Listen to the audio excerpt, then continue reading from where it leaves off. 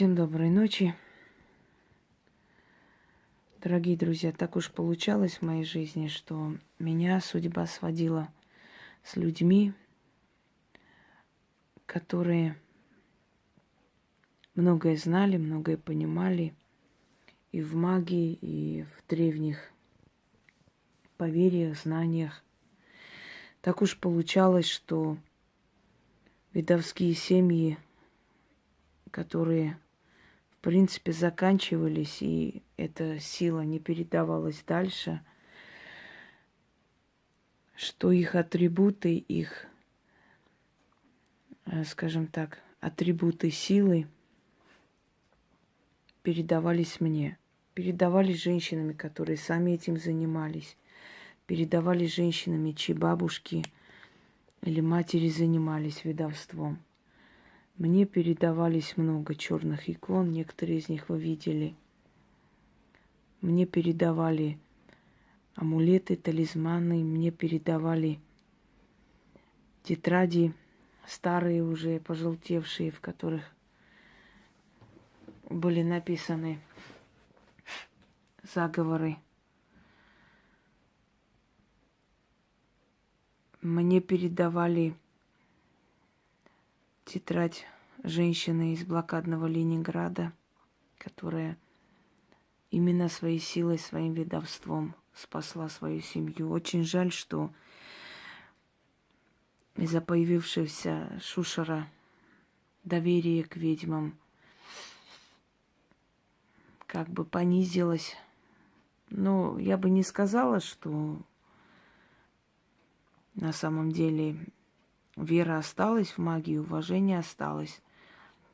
Разумный человек прекрасно видит настоящее и фальшь. Но в любом случае, мне сейчас еще хотят отправить еще одну икону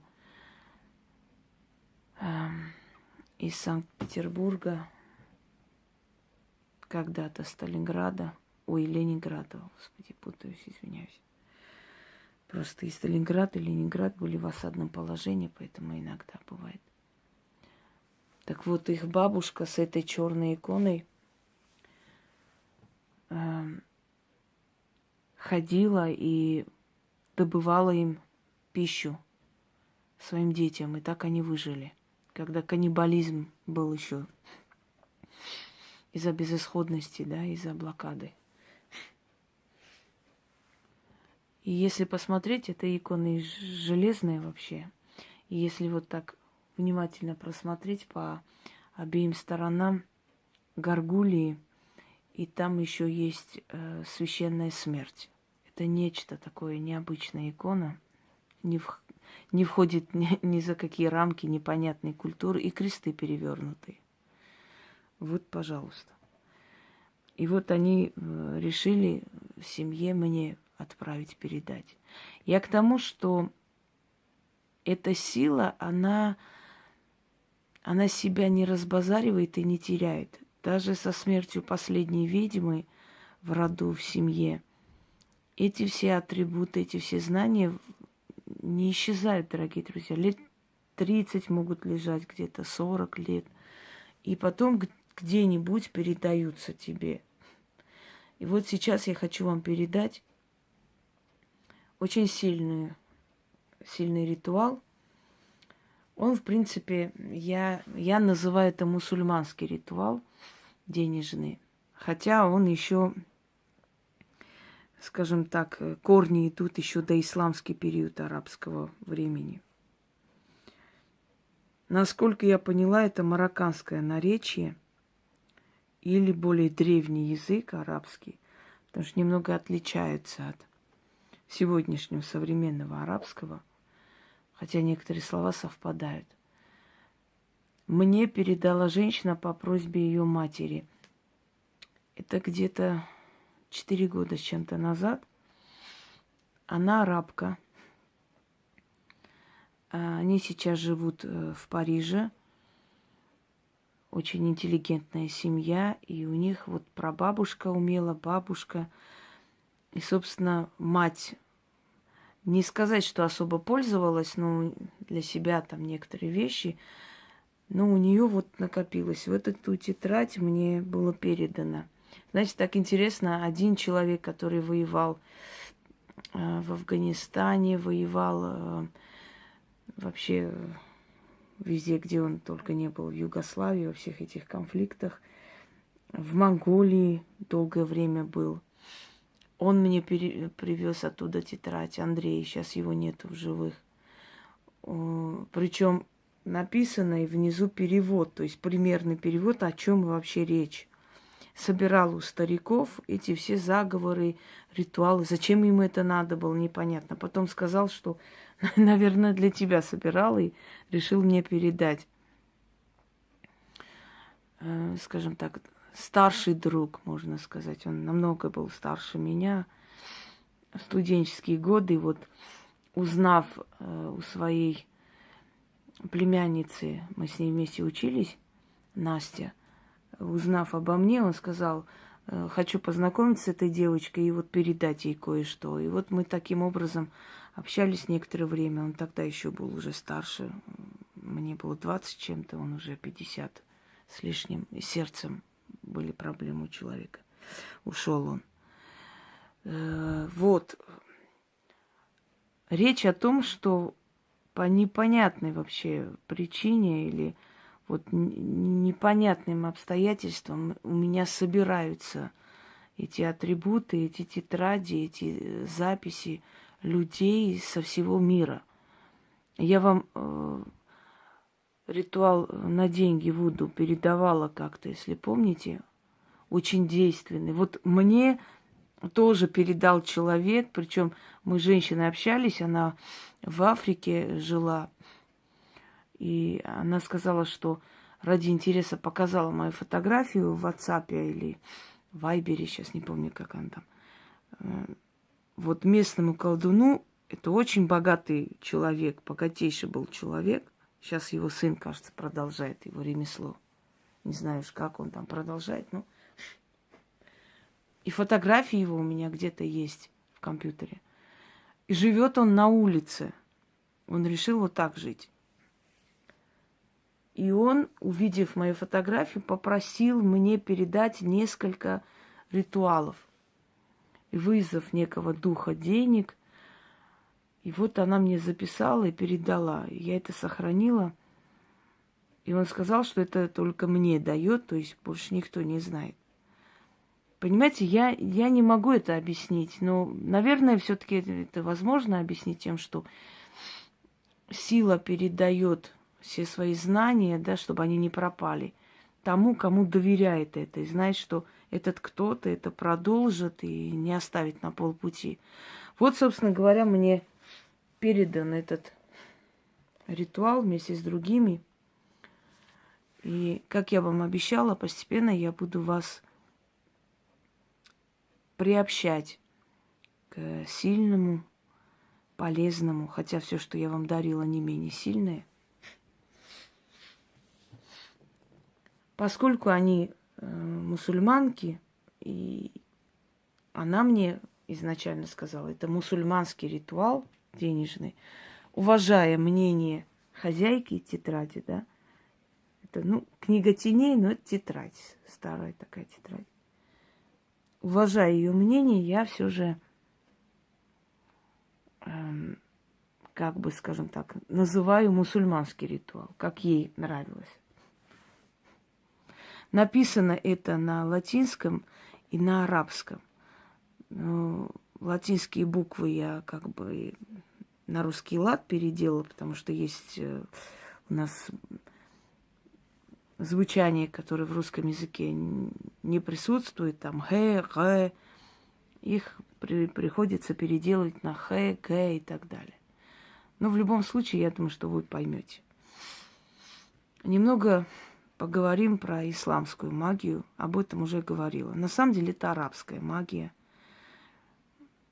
Просто называется исламской, поскольку Восток, он в основном исламский.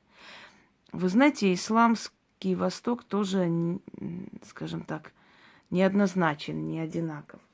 Например, Сирия – это алиуты, это смесь ислама и христианства, она более светская, государство более свободное. Да? Турция, она суннитская, персы, шииты. Ну, это как у христиан там. Протестанты, католики, они тоже друг друга едят уже много веков. Ислам африканский совершенно другой. Люди утром идут в мечеть, вечером идут танцевать танцы богов Вуду и считают это нормальным. Многие колдуны культа Вуду говорят, что после принятия ислама у них колдовство усилилось, потому что религия им помогла. Не знаю уж, как она там помогла, но вот так они говорят. Они существуют с этим вполне нормально. То есть они не страдают от этого. Они считают, что один культ другому не мешает никак. Ислам возник достаточно позже, довольно позже, чем христианство. Но, как видите, это учение, в принципе, быстро как бы нашло отголосок. И значительная часть мира исповедует ислам. Ну, в отличие от христианства, скажем так, ислам свой еще темный период не до конца пережил. Христианство уже пережило этими инквизициями и прочим. Но в отличие от христианства, ислам все-таки признает наличие темных духов и влияние от них. То есть, если христианство относится презрительно к бесам, к духам, считает, что они вообще ерунда, и если ты веришь, тебе ничего не возьмет, и это очень ошибочно, то в исламе часто встречаются в Коране подобные слова. Например, «Воистину с глаз существует, скрывай свои доходы» и так далее от людей. Сам пророк Мухаммад учил, как лечить от сглаза, каким образом. Суры тогда он не читал, потому что Коран появился после его смерти, значительно позже. По рассказам его учеников и сподвижников и так далее появился Коран. Так что суры он читать не мог. Некоторые просто как начинают. Вот он, пророк, читал суры. Это неграмотность людей, собственно говоря. Ислам соединил в себя и арабскую мифологию, и древние поверья, и законы арабского мира, которые потом перевоплотились в шариат и прочее, прочее. Ну, как бы там ни было, это все-таки такая сильная и мощная сила, и с этим нужно считаться. Вы знаете, что меня единственное раздражает, что иногда пишут: ой, здравствуйте, а я вот мусульманка, мне можно там какой-то ритуал удачи читать? Я не могу понять, что они этим хотят сказать. То ли мусульмане какие-то необычные люди, или они хуже других, или лучше других. Я не могу понять такие глупости, честно говоря, потому что мусульмане – это такие же люди, как мы с вами. Им также больно и хорошо. Они также рождают своих детей, выдают замуж, хотят им хорошего будущего. Просто у них немножко другая религия. Но если так покопаться, все-таки ислам и христианство возникли на почве иудаизма. И эти все общие святые, общие как бы рассказы. И вообще, по сути, это Коран, это практически пересказ Библии, ну плюс еще богословы арабские. Так что, дорогие друзья, ну вот так вот подумала, думаю, ну каждый божий день читать вот это, а можно вот нам, мусульманам, это читать, то читать. Вот мусульманский ритуал на деньги. Берите, читайте. Я надеюсь, сейчас-то не возникнет вопрос, а вам можно это читать или нет? Почему нельзя, я не могу понять. Вот это я не могу никак вникнуть. Ну, я считаю, что так пишут все-таки необразованные, недалекие люди, потому что человек... Понимаете, откуда идет ненависть вообще у людей или ощущение, что кто-то вот, чужак, кто-то не такой, как мы? От необразованности и от невежества. Когда люди общаются между собой, когда люди путешествуют, когда люди имеют огромный круг друзей и так далее, для них все люди становятся одинаковы. То есть они уже, вот у них нет этой закрытости, вот мы такие, они сякие, это. Они понимают, что там такие же люди. То есть это идет от нехватки общения, от необразованности, от прочего-прочего. Образованный человек мировой, с большим мировоззрением, широким кругозором, он никогда не зациклен на религиозной почве. Да, я верю вот так, вот мои предки верили, я вот верю. И, между прочим, хочу сказать, что единственное отличие, наверное, пока еще ислама от христианства в том, что христиане могут, например, сказать: я не верю больше в христианство, я вот возвращаюсь к вере своих предков, все, и им за это ничего не будет. А вот у мусульман это немножко опасно пока еще. Поэтому говорю, что свой темный период еще ислам не пережил. Мы пережили, когда за отказ целовать крест там вешали, жгли. У нас тоже был темный период, позвольте вам напомнить, все-таки 6 веков жгли людей. Извините меня, во имя Христа, милосердного Бога. Вот. А ислам еще свой темный период не прошел. Пока еще в этой религии опасно признавать, что я не хочу. Мне это тяготит, я не хочу, я хочу по-другому. Пока в этой религии это опасно. Вот, собственно говоря. О, фокус, видите, какой-то интересный. Отодвинула, лучше снимает. У нас в этом есть преимущество, что мы уже как бы так уж... Ну, как сказал один человек, пока что некоторые религию воспринимают серьезно, но это поправимо. Всему свое время. Ну, как бы там ни было, уважать людей мы обязаны, да? Никто не обязан думать, как мы. Мы с вами не Суховы, который пришел, и вот: Абдулла, живи, как я говорю. Это неправильно. Начнем. Значит, что вам нужно делать, дорогие друзья? Здесь призыв определенных духов, сил, приносящих удачу. То есть это силы, духи, которые в мифологии бедуинов, именно вот арабов, которые в основном кочевали, это силы, дающие удачу. То есть здесь призыв, хоть он назван мусульманский, здесь призыва Бога мусульманского нет. Здесь есть призыв духов, приносящий удачу. Буквально призыв духов, у которых просят открыть врата и впустить в дом богатство. Ну, что-то в этом роде. Примерно такой перевод. Значит, для начала, говорю, по 4 монеты подготовьте. Любые. У меня там пишут в других странах, вот где а у нас нету монет, ну тогда возьмите купюры мелкие. Но вы должны все равно что-то дать этим силам. Итак, значит, один раз читаем на 4 монеты, любые, можно разные, можно одинаковые. Желательно одинаковые будет лучше. Давайте вот так вот посыпем. Значит, один раз на 4 монеты прочитать. Это армянские драмы. Так. И положить под ковриком то есть с обратной части дома.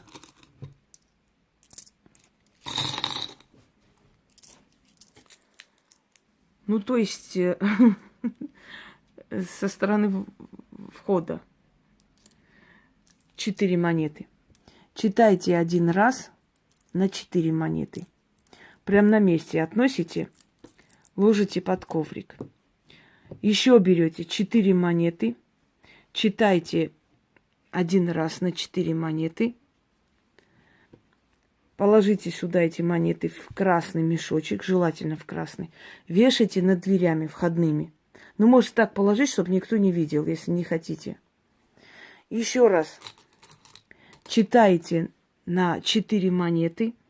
И эти 4 монеты, значит, вот по всем углам дома раскидываем. Можете вот так вот кинуть туда, за шкафы. В общем, 4 угла дома. Именно там, где чаще всего бываете. В гостиной, то есть, или, ну, где вы чаще? На кухне или в гостиной. Вот где вы чаще бываете, где вы работаете, например.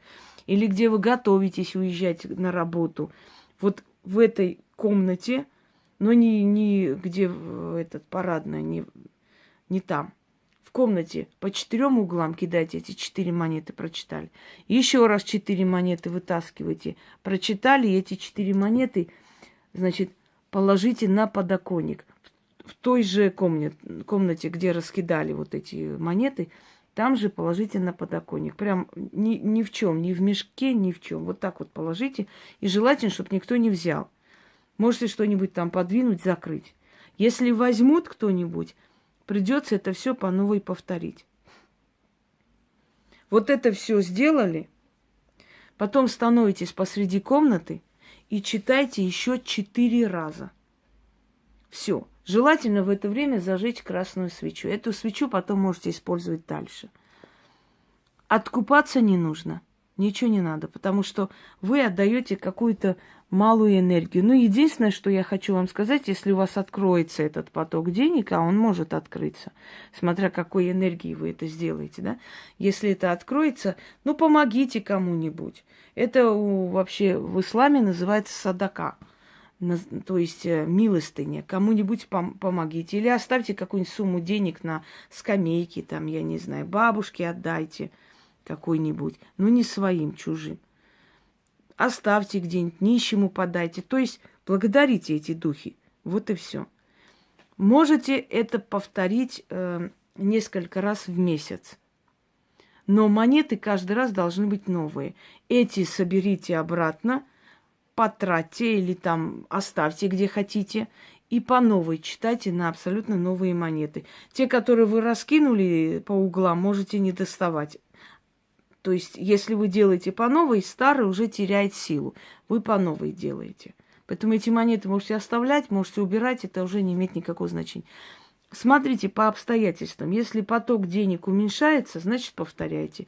Если он идет нормально, значит, нормально, достаточно. То есть, вот таким образом.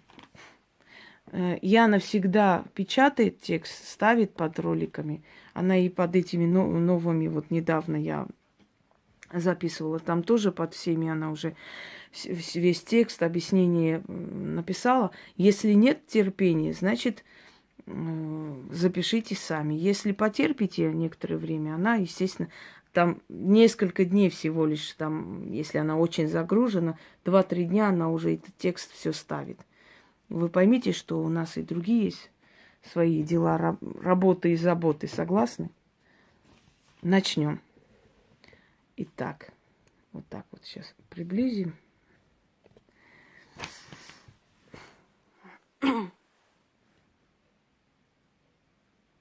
Туалу ал-саадету, талу ал-хазу, эна это весалу, даветон, ал-ку канаху, ал-маятину, саадетон, Девлет Хадесаида, Нахар, Ульмали, Эфахал, Ваал, Дальвету, Ваалвету, Куатон, Терветон, Эмин. Читаю специально по слогам, чтобы кому нужно, смогли переписать. Еще раз.